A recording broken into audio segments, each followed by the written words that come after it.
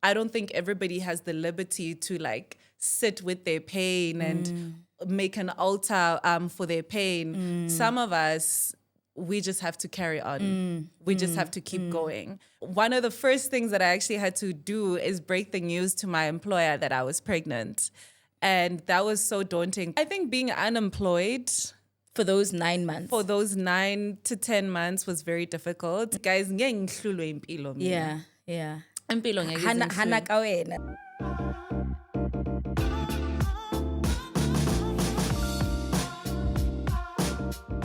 Welcome to another episode of Sisters in Conversation. I'm your host, Debelo Motwane. I'm an attorney by profession and the founder of a platform called Sister in Law, which is a platform dedicated to empowering women through legal education. On today's episode, I'm joined by Anele Maphanga. Yes, Right? that's right. Who is Anele Maphanga is fine. Anele Maphanga, Yeah. thank you. Who is a PR maven, but has a legal background. And I really just want to use today's episode to let you guys know about all the career paths that exist with people who have a legal background. It's a very versatile qualification to possess, and Anele is just going to share her journey with us. Thank you so much, Anele, for agreeing to come and speak to us today. Thank you for having me. You look beautiful. Good morning. Thank you. Yeah, you know, I gotta look good for the girls. Wonderful, wonderful. So, Anele, so with all my guests, we just start from the very, very, very beginning. Okay. Tell us about Anele. Where were you born and raised? How many siblings do you have? Which primary school did you attend? Oh my God, Just hectic. that early childhood that you remember. Okay, so I am Anele and I was born in Durban. My parents are Stembile and Bajabulile. My mother was a teacher, my dad was an electrician, and I grew up in Mlazi.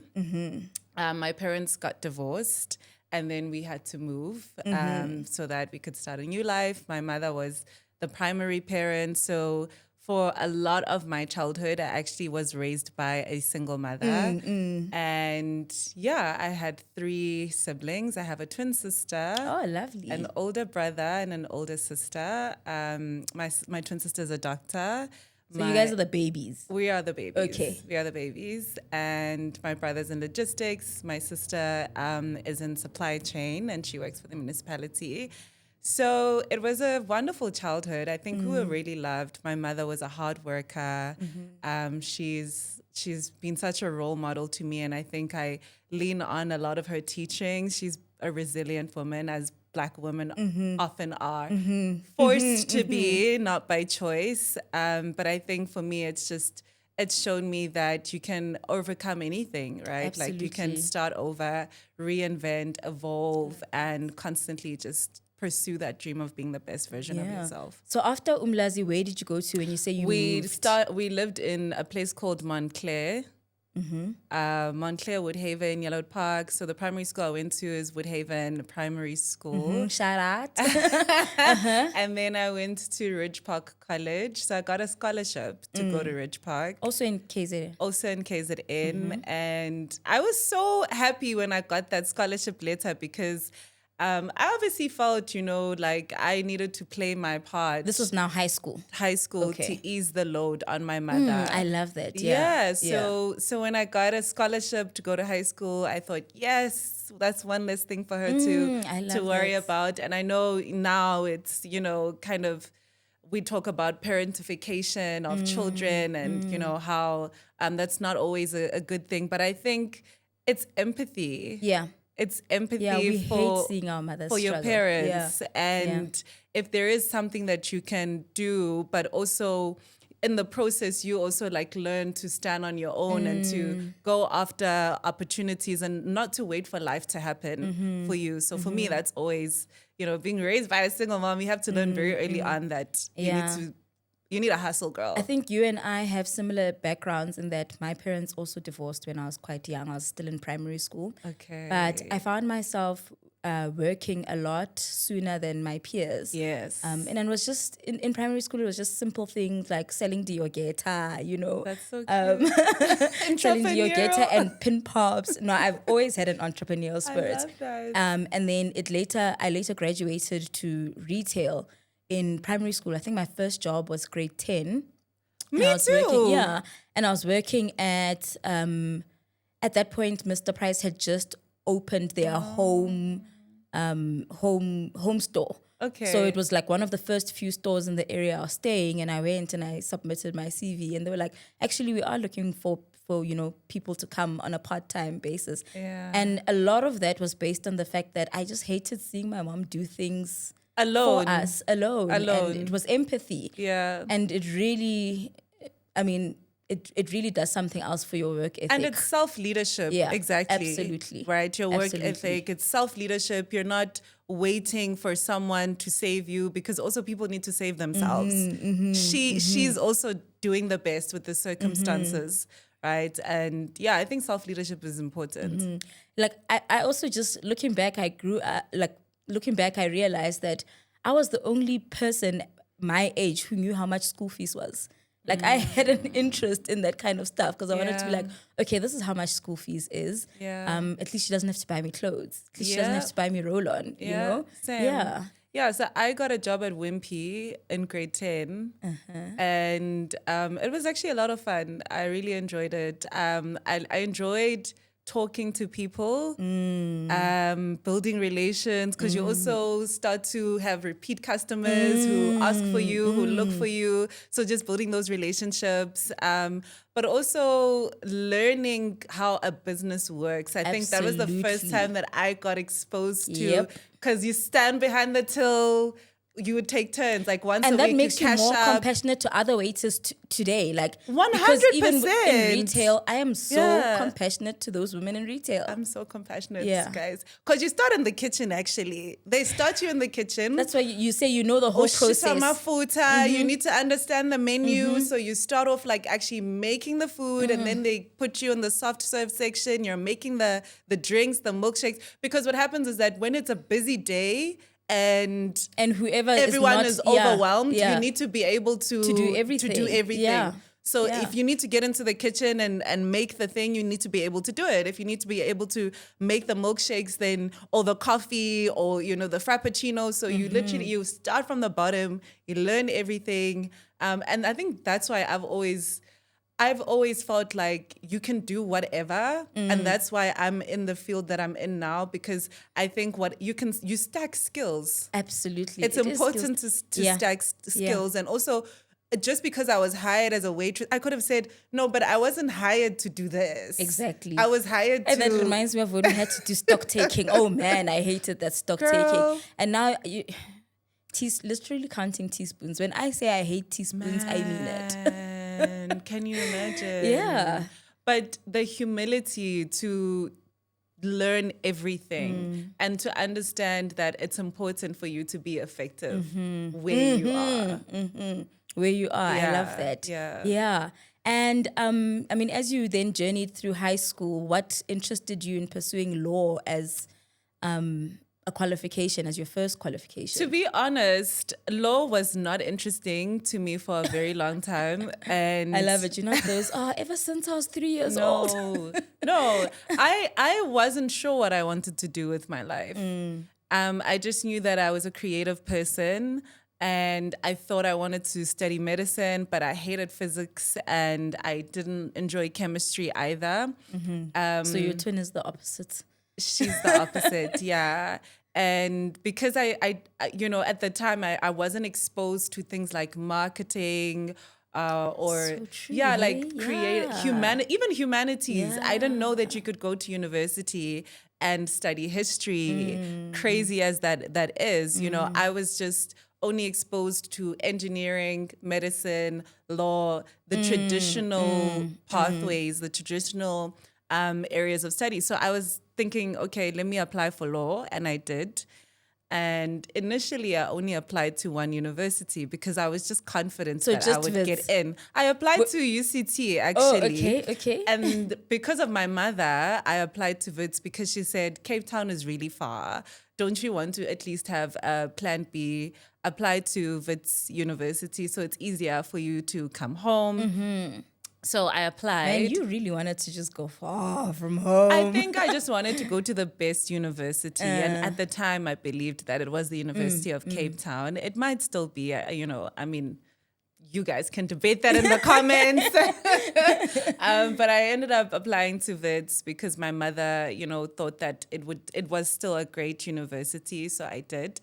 My mother actually passed away after my matric results came out. So the reason I ended up going to Vitz was actually because I knew that she had wanted me to go there. She passed away in January, and then on the 6th of January, and then first week of Feb, I had to go to university. So I had to make a decision, and I thought, well, my mother really wanted me to go to Vitz, so let me just go there. And that's how I ended up at Vitz University. But I wasn't crazy about law. I think I just studied it because I had to study something. Because it was not physics. Yeah. And how was it, the transition from, KZN to Joburg, literally like now in the heart of Joburg, and then also, it was also a transition from, a life you knew with your mom's presence and now without her. How was that transition? Well, I think a lot of people would have expected me to sort of be grieving and not ready for university. And I wasn't. But I had learned from watching my mother that you have to... there's a Bible verse that actually says, trouble will come, like trouble will find you. And then I think there's one that says, but take heart, I have overcome the world. Where Jesus tells his disciples that trouble is a part of life, like it's part of the deal. In order to fly, you have to go against gravity, but God doesn't remove the limitation. You have to overcome it. And I've never really spent my time I think a lot of people spend their time trying to figure out, why is life unfair? Why is life like this? My approach is, life is unfair. What am I going to do about it? Now that my mother is gone, it's even more important for me to get my qualification because she was the breadwinner, she was actually the person who was invested in my education. Unfortunately, I got a bursary and I no longer had to worry about that stress. But I also knew that, okay, you don't have anybody. You don't have a plan B. It's just you. I can't be my older siblings' responsibility because they have their own lives and their own families that they want to build. So I was just very intentional about making sure that I'm doing what I need to be self-sustaining and to not be somebody else's problem. I think for me, that's how I saw my mother living her life, because she had a marriage that didn't work out. She left with her kids. She had to build her life from scratch. She at some point she had 2 jobs. I remember she would teach Mlazi during the week. Friday she would leave and she would do extra classes in the Eastern Cape. She would come back on Sunday. She would bring us some treats. Eastern Cape? Yes. Oh my goodness. She'd travel to the Eastern Cape. She would come back, do the tutoring on Saturday. I don't even know how she fit that in because the travel is crazy. And then she would come back on Sunday and do it all again. Isn't it like a 5-hour trip? 5, 6? Naming mangele, but I think for me that's we talk about mental health a lot, and I often have had no time to actually even address or to grieve and to think about my mental health. But that doesn't mean that I don't go through what I need to go through. I don't think everybody has the liberty to sit with their pain and make an altar for their pain. Some of us, we just have to carry on. We just have to keep going, because if you don't, life is going to swallow you whole. So Absolutely. that's what I've learned. If you sit in it will swallow you. Yeah, it's like quicksand. It is. It is like quicksand. And I think when I've said that to friends and family, they'll say things like, don't you want to see a therapist? Don't you want to talk to somebody? Yeah. And I'll say, no, because I also don't want to wallow in that despair. It shifts my focus, it shifts my mind. And I actually want to focus on the things that I have control over. Absolutely. And the person that I'm trying to become. I don't think you become a great woman or a great man by dwelling on all the horrible things that have On happened. the things that you can't control. Exactly, in your life. It's just also knowing that you're not the exception. Bad things have happened for millennia, and people have continued to, do incredible, amazing things. So that's part of the human condition. That's part of what we sign up for when we come here. That's so true. Yeah. Sure. And how was then your 4 years of varsity? Did you have did you have a good experience? Let me put it that way. You know what? Varsity was really fun. I think it was great. I just loved being able to figure out who I wanted to be, dressing up. I was very much into the art scene, and I knew that I'm studying law. I'm going to finish it because I have to, but I don't want to be a lawyer. And that's not something that scared me, because I don't always know what the next year will look like. Like, I struggle to come up with a 10-year or a 15-year vision. My vision's always very incremental. This year and maybe I need even to get through 3 years from now, Yeah. And I think I think it's fine. Like that's what's worked for me. That's what works for me. But I found university to be quite an exciting place. Vitz was buzzing, man, in those days. Bram. It was, regeneration, and it was safe, and it was safe. It was safe. Yes. I would walk to the McDonald's at night, 11 at p.m. midnight. At 11 p.m. There was Puma Social at some point. So it was just a time. It was amazing. But I think on the school side, I did struggle because it is hard to study something that you're not passionate about. But I did manage to complete. And then obviously there were the heartbreaks, and friendships as well, friendship breakups. Yeah. But other than that, I would say it was a great time. Would I go back? No. No. I wouldn't, because I think I know so much more now, and I'm so much more intentional about safeguarding my peace, my dreams. I think I was very much a people pleaser when I was in university, and I also got involved in a lot of activism as well, which I think is great because I see myself as a leader in any case, a benevolent leader at that. But I think what happens sometimes and what people are realizing is that you can end up being seen as sort of fodder, like just vote. We talk about voting cattle, but if you care about people's issues and you're an activist and you want to change the world, sometimes you end up being coerced into every single issue, every single problem that's out there. And you don't have any time to work on yourself. You don't have capacity for yourself. You don't have the capacity for the issues you need to solve in your own life, which are very real. So I think you have to also learn to put up those boundaries, which at the time I did not have any boundaries at all. And I mean, I ended up becoming the vice chairperson of the Law Students Council, for example. And a lot of leadership in student politics is dealing with other people's problems. Absolutely, yes, which can become very toxic and taxing. Yes, toxic and taxing. And taxing. And you have to learn to draw a line in the sand to say, actually, I'm also a child. I can only take so much. Some of these are issues that need to be solved by the people who have the resources and who are actually being paid to fix these issues, because I'm also here just to get my degree. So after completing your degree, you immediately just went the PR route. You didn't practice? I did practice. So I did law for a year. I worked for a human rights nonprofit organization. Of course. Exactly. I had actually been signed to one of the big 5 law firms, but I ended up not going because I was also pregnant in my first year of working. And I had just felt that I needed to be in a place that could allow me to Without be a the mother. fast-paced environment Yes. and billable hours and With the the stress billable that comes with hours and reaching just the targets. stress with being a candidate attorney. Yeah. So one of the first things that I actually had to do is break the news to my employer that I was pregnant.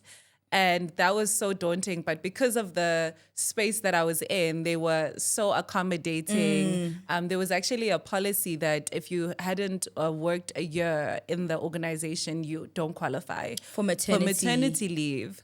But my director at the time, when she heard that policy, because she fought for you basically. Yeah, she fought for you. She fought for me because they didn't even know that the policy existed, because they hadn't been in a situation where someone falling pregnant it came within to light, right? And then everyone was like, "What? How does this? Who made this policy? How does this policy exist?"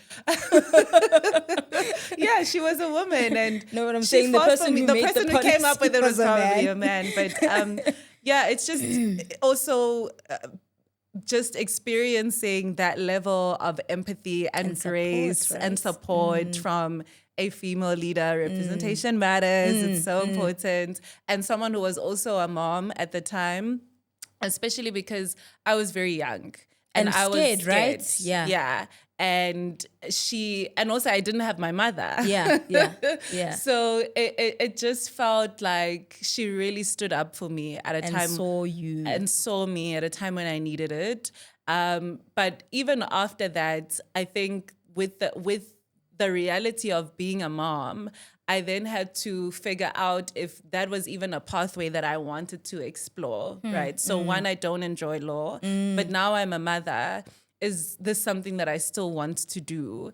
And the answer was no. So I completed the first year, and then the second year I stayed without a job for about 9 months. But during that period, I started a clothing company, a clothing business. Which was named after my son. And I would literally just go to different markets and I would sell clothes that I had bought. And it was a lot of fun because it kept me busy. And I believe that God blesses momentum. So if you're sitting at home and sort of mulling over, how horrible sitting things in your are. pain that Exactly. you were talking about earlier. Yeah, it's the momentum, right? Even when we the phrase is, He blesses the work of your hands, not the hands. He blesses the work of your hands. Love it. So I just thought, okay, let me do something. And I would buy the clothes, I'd make a little bit of profits. And I also did a lot of speaking and interviews just around like fashion and my love for fashion. And I was building that muscle, right, that I would need as a public relations consultant. And then a friend of mine told me about an opportunity in television to do current affairs. So what I didn't mention is that I had actually applied when I was in varsity for a One Day Leader, which was a program. I remember it. Yes, to build young leaders, and we would debate socioeconomic issues. Because already, I was always somebody that like cared about transforming, transforming the country, and just putting youth at the national agenda. And so I did that, and that experience was so pivotal to me getting the job as a current affairs television producer. So I got that job and I would do the research. In fact, in that season, Ready Tlabi, if you know Ready Tlabi, was the host. So we would do the research for each of the episodes, whether it was we did one on state capture. I think there was one on the nuclear deal in the previous season. And all it is was just researching what there is about a specific topic, sharing it with the executive producer, ready, briefing her, and then the executive producer would come up with the script for the show. And it would be go time. So every Sunday, I think it was Sundays, we would go live and we would be there in Braamfontein and Shine Studios. And so I learned a lot about the TV space and how that worked. I would do op-eds on every single episode for the Daily Maverick. So even that, right, is something that I negotiated. So I went to the executive producer and I said, I think I can get one of the big publications to talk about the shows before they happen. If I can get that to happen, would you be willing to pay me extra? I love it. Yes. And he was like, yeah, sure, let's see. Because I had gone to so I had set it up basically. I had gone to one of the publications to actually ask them to pay me to write opinion pieces for the show. And they were like, no, we don't have the budget for that. So I was like, okay, I can Let me take it use from them another angle. to publish, but maybe let me speak to the executive producer and see if he would be willing to pay for that. And he was.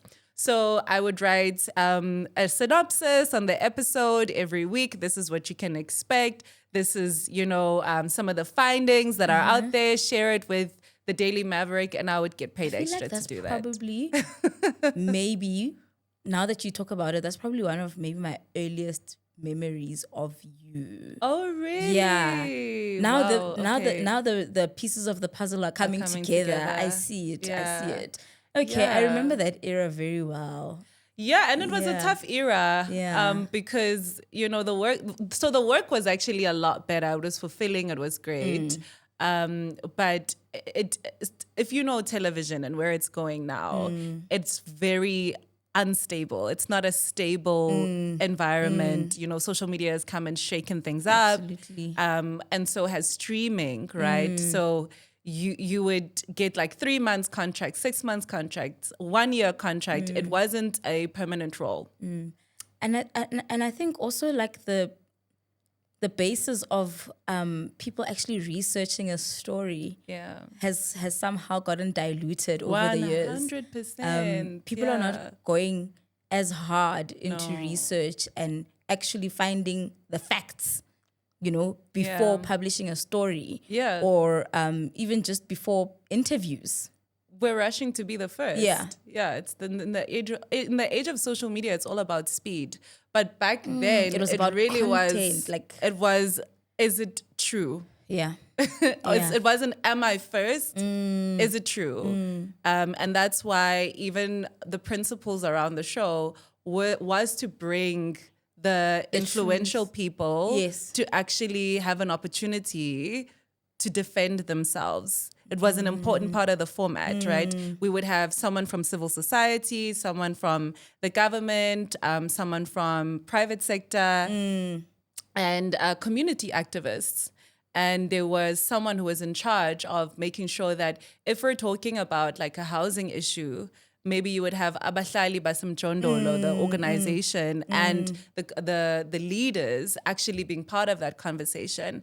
You could have the Minister of Housing being part of the conversation, and maybe somebody from Baldwin also coming in. It was a robust town hall conversations. Those were so holy. Town hall robust conversation. And maybe there is some credibility to the idea of a national dialogue being necessary. I do think that national dialogues are something that has fallen by the wayside. As to who should be driving it, that's a whole nother question. Sure. Yeah. I absolutely love that. Thank you. You've just literally put all the pieces of the puzzle together. And I mean, just for purposes of our listeners, because at the beginning I did say I want to actually use your qualification in law to just see or to just show how one can even go into communications. How has that qualification, if at all, helped you in being the communications and PR maven that you are today? Yeah, I mean, I think everything works. Nothing is ever wasted. Everything works together. So one of the reasons I did get the role, I spoke about my experience in TV when I was in university, but also the producers at the Big Debate were very excited about the fact that I had done constitutional law and I understood constitutional law, because a lot of the content was around our democracy, participatory democracy, constitutionalism, and those ideas. So sometimes when we study law, like you said, we think, you have to go and do your articles and, you need to go do your pupillage and go to the bar. But for me, I found even in that space as a researcher and producer, it's something that they saw as useful because it means I can research, I can write, and I was able to demonstrate that I can write. and argue as well. I was a critical thinker. I had analytical skills because it's not about the degree; it's about the skills. The skills, and the thinking that I mean, education at its core teaches you to think. So don't be tied to what you've studied. And what I've loved even in my journey, so I left the big debates and then I worked for an agency. And one of the clients that we had at the agency was a team of people that were working with the Constitutional Court to come up with a website to drive constitutional education. So I think it was called the Conhill Trust, if I remember correctly. And when I sent my CV for that role, they actually said, "Oh, you know, we've actually just gotten a new client. We're building a website with the Conhill Trust. It would be great to actually have a lawyer as part of this agency."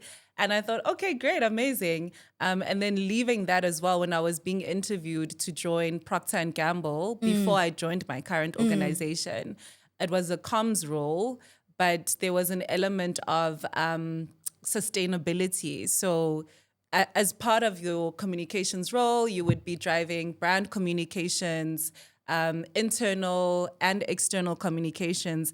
And part of that is, you know, talking about sustainability and understanding ESG laws and just that space from a fast-moving consumer goods perspective. So fast-moving consumer goods being companies that sell goods that are bought by consumers every single day. And from a sustainability perspective, there's a big conversation around plastics and just making sure that the liability does not fall on the consumer, right? That companies are at least trying to make recyclable materials or in terms of where the products land up, that they're not landing up in landfills, you know, and conversations are happening with government to ensure that private sector is playing their role. So when I was interviewing for the role, it was like, oh, okay, this person can actually help us drive the sustainability agenda. I'm not a sustainability expert, but I can communicate. My job is to communicate what the conversations forward. Sustainability team, the research that they come up with. And now similarly, you know, I work for a beauty category, a beauty company, and yeah, a lot of the work that I do is around solving problems.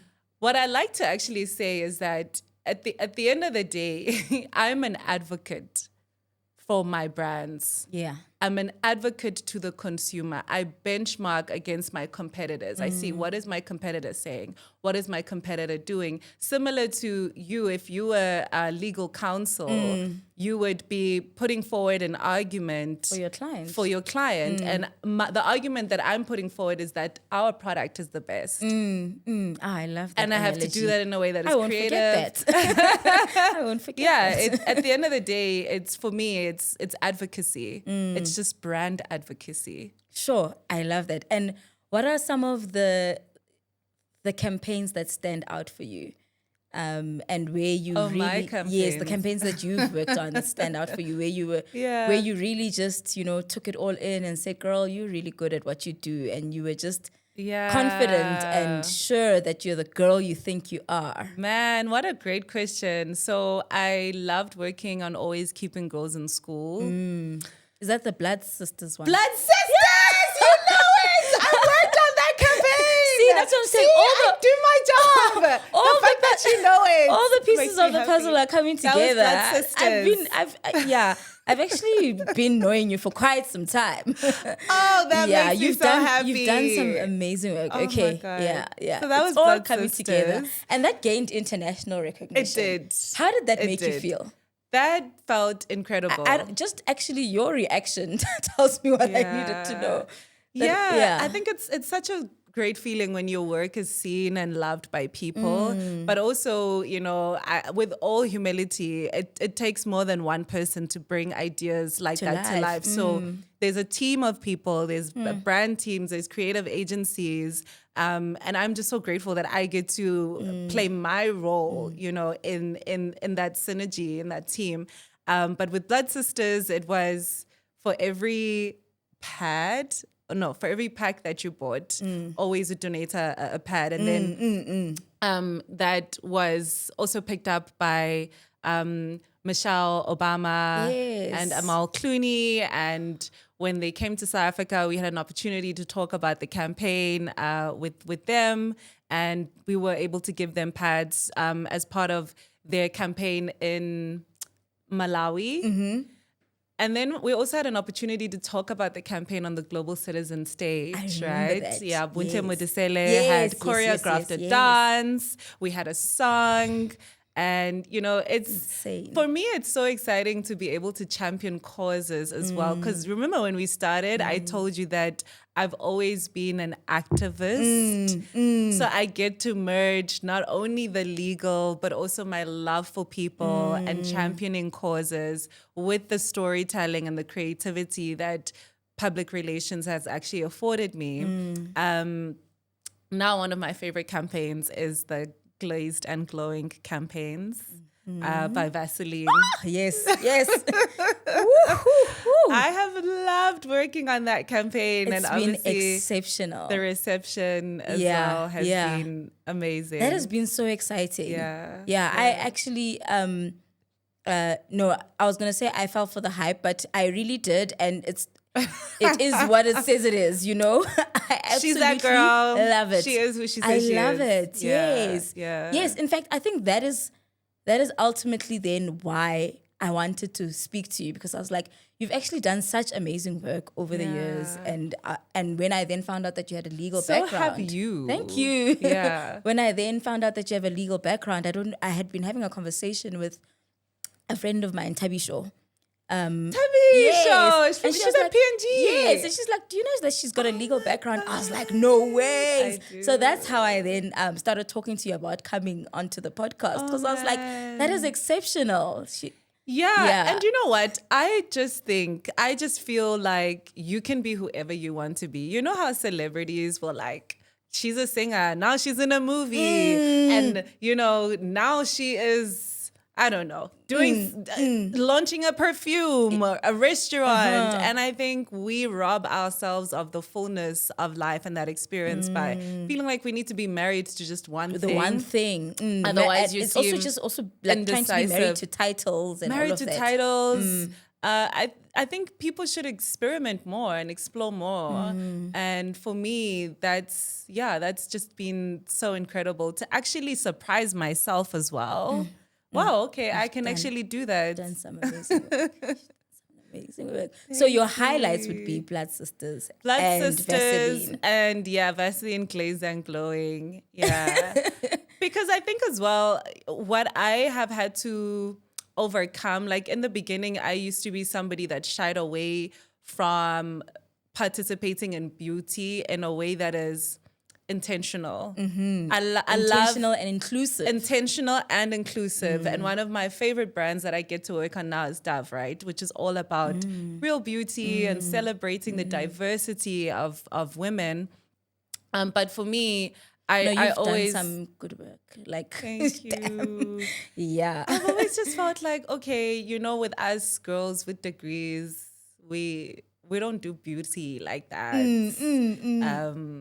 We need to be serious, and we can't wear bright colors, and we can't be playful. We can't be layered and interesting. Yeah. And what I've loved seeing over the years is just that shift where people are starting to own beauty and participating in beauty, and even the term baddie has been claimed. Corporate baddies, we're there by LLB baddies, some of us. LLB baddies. And it's I just want women to be able to participate in beauty on your own terms, however you want to show up, but not to feel like, okay, beauty is for them, not me. Because I think when we feel beautiful and confident, that's actually when we are doing our best work. Yeah. Sure. That is incredible. What have been some of the most challenging moments of your career? And I know you said that you don't really like sitting, in pain. I mean, I do have challenges. Yes, but you do have challenges. And how do you overcome them? I know you're big on overcoming. But I mean, there's Yes. obviously the days and the seasons in our lives where we just feel like this mountain is so big and we can't Yeah. tell it to, go jump into the sea Yeah, I think being unemployed for those 9 months. for those 9 to 10 months was very difficult. And I had a baby. And that's why I had to get up and sell clothes and work. and keep myself And busy and work. I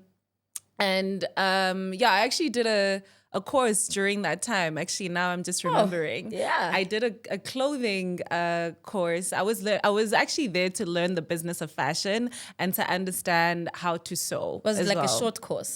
Yeah, it was like a 3-month course. And while I was there, I met somebody who then introduced me to my next opportunity, which was the agency role that I got love with the that. Conhill I love Trust. Right. So if I had stayed at home, that wouldn't have happened. But I'm also a person that believes in calling. I will call you and I will ask you for an opportunity and I will prove myself because what choice do you have? There is no other alternative. So yeah, just dealing with unemployment. And I think that is something that a lot of people will face. And just knowing that you're not alone, just stay busy. Try and find something that you're doing. People don't like working for free, but sometimes you have to, especially if you can, because it's not free if you're gaining a skill. Gaining a skill. Yep.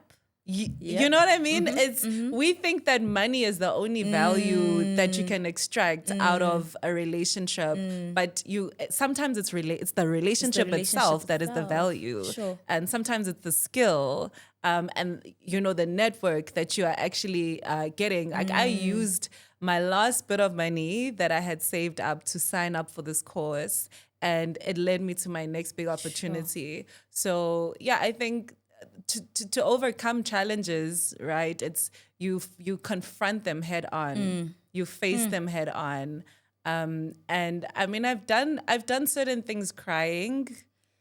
I can't tell you the amount of times I've had my pillow wet. And my mental health has been suffering. gutter, There was a time where I felt like I was actually losing my mind.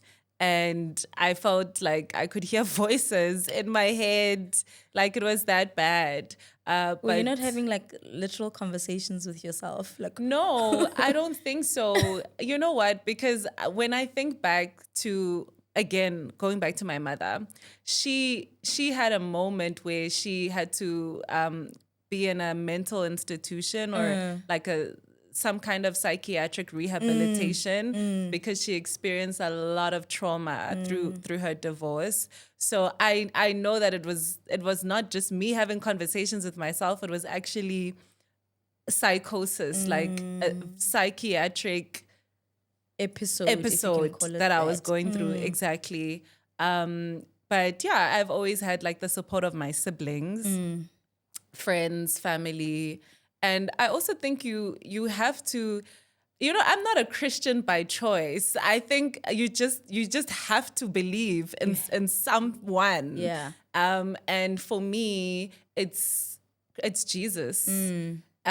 Because I've found that, especially growing up without my dad in the home, when I had this concept of a heavenly father introduced to me, it was comforting. That was very appealing because it was something that I did not have. So if you're telling me that he never leaves, he never forsakes me, he's always here, he's ever present. What? Okay, I'm going to sign up for that, right? And yeah, I think that's something that for me has carried me. And I know I know that religion is very contentious. And I think we all wrestle with some of the questions, with some of the mysteries that are contained, right? But I just think from my self-esteem and my emotional health, to know that I am loved. That has been your anchor, basically. After everything that I've been through, just to know that, okay, at least God loves me. I can't tell you how much that has carried me It really has. That gave me goosebumps. Sure. And then one of the other questions that I wanted to ask you is, how has the work that you do helped you to encourage others to use their voice as a form of activism, if I can put it that way? So I think for me, especially now where I am in my life, is I would want young women, especially single mothers, having been raised by one, having experienced that, it's so easy for you to be shamed into not believing in yourself, not believing that you can come out onto the other side and make a name for yourself and be someone that the world is proud of and that you look up to. And so I hope that someone watching this who is in their early 20s, or even if you're a teen, you know that you are in charge of your story. You decide how things end. It doesn't, what happens in between, what happens at the start, that doesn't matter. It's how things end. So take charge of the pen, write your story, be intentional. Don't just allow life to happen to you, and even marriage didn't save our parents. It's not, you can be married. I'm married now. You can be married to someone and still find yourself a single mother or find yourself alone in the world. And so at the end of the day, it is you. It's you, Anele. It's you, Tebelo. And I think you have to be so committed to that person. To the you. So committed to their development, their self-actualization, cheer yourself on, be your own hype man, because things change. We don't know what's going to happen in the future, but what you know is that you will always be with yourself. Yeah, I love that. And I do hope that people hold space for themselves, that you learn to dig deep, that you read the books that you need to read, that you have a community around you that's really invested in seeing you grow, and you're committed to the inner self, to the inner man. I always say that whenever I make a decision, I always think about myself as a little girl. What would she say about this? But I also think about myself as an elderly woman at 90, looking back, what would she say about this? So that's my counsel. My counsel is me, the little girl that had those dreams, and the elderly woman that's now looking back either with regret or with pride. And I don't want it to be with regret. I want to be a 90-year-old woman that feels like I tried, I gave it my all, and I did not let life's storms take me out. Because I won't. I always just say, "Ukuthi guys, ngeke ngihlulwe impilo mina." Yeah. Impilo ngeke Hana ka wena. That's what I like saying. Ngaba, yes. Hana ka wena, ngaba ngawe. Like, say no. Yeah. Stand 10 toes down, say no. One of the things that you said during our conversation that really stood out to me was, don't rob yourself of experiencing the fullness of yourself. I think that was so powerful. And also don't think you know. Oh, yeah. The fullness of yourself. Like, I would rather learn on the job. I would rather learn there. If there's an interest, if there's an opportunity, don't assume that it will come around again. And a lot of people wake up at 36, at 37, and they wonder, where did the time go? Because you had all these opportunities in your early 30s, in your 20s, that you didn't take on because you thought you doubted yourself, or you thought, it'll come around. I'm not ready. It's not yet time. Why and me? now when you leave all of that to float, what's to say that someone else won't catch on to that? Nature doesn't want a vacuum. Yeah. That's why in the absence of righteous leaders, you don't have no leaders. You have unrighteous leaders. Nature doesn't want a vacuum. So if we are not going to take up the space, if we're not gonna stand, for what we believe in, people who have their own views, in society that actually are counter the South Africa that we're trying to build will take up that space. And we've seen that happen. And so for me, it's really about if you get an opportunity, even when you said, do you want to come to the podcast? I don't know what's going to come out of this, but maybe someone is going to see this and it's going to help them. Or someone is going to see this and they're going to say, oh, I want to work with that person. So my thing is always to say yes. I always say yes because every yes that I have said has led me to the next thing, and to exploring a side of you that you didn't even know existed. I knew by the time I left TV, I knew I wanted to go into communications, but the opportunity hadn't come as yet. But I was still saying yes. I was like, okay, something will happen. Something will. And also, you know what? You don't want to find the opportunity coming and you're not ready because you weren't preparing. You need to prepare. You need to do the work. People think that they'll get the opportunity and then they'll start doing the work. But by then it's too late, actually. Because the opportunity needs to find you ready. If they are saying, what you are looking for a communicator, you're not going to build the skills now. Yeah. You need to have been stacking skills all along. From Wimpy. From Wimpy days. Yeah. Exactly. Yeah. Sure. Opportunity meets preparation. That's the saying. That's what luck is. That's what luck is. Sure, I love that so much. I've really, really enjoyed learning from you, Anele. Thank you so much. Thank you for having me. It's been an incredible hour. I know I could speak to you for much longer if you just gave me the platform. I could definitely do it. But is there something that I haven't asked you that you really think that this is an important platform to share? Whether it's work-related or personal-related, anything that you just think would benefit someone, now is the time to shine. Yeah, I think for me, you need to be very intentional about how you want people to see you. I think a lot of people leave that to chance. There's something that I learned in my previous organization, and it was the pie model, right? That performance, knowing how to do the job, that's the baseline. That's the expectation. What you need to take care of if you want to grow in the organization or even in the world is your image and your exposure. Pie, look like Pie. So I think a lot of the time as women, we're not investing in our image. And yes, it can be how you dress, how you look, but it's how you carry yourself.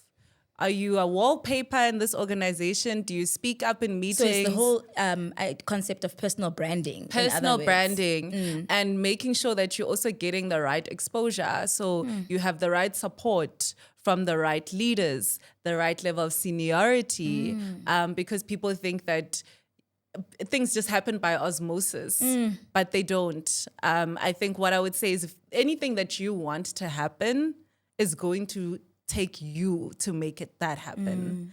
And especially in a world where now you're competing with artificial intelligence, right? What is going to set you apart? It is the personal branding, and you have to be very intentional. Because if you're not driving it intentionally, I know this, I'm in the PR space. Someone else is doing it. If we're not saying anything about our product, then someone else is going to say something about it. Whether it's the competitor or the consumer, someone else will say something and that's the narrative that will stick. Similarly, that applies to us as individuals, especially in the time that we live in. If you're not driving hard the differentiation that you bring, then someone else will say things about you that aren't even They're reflection of who you are.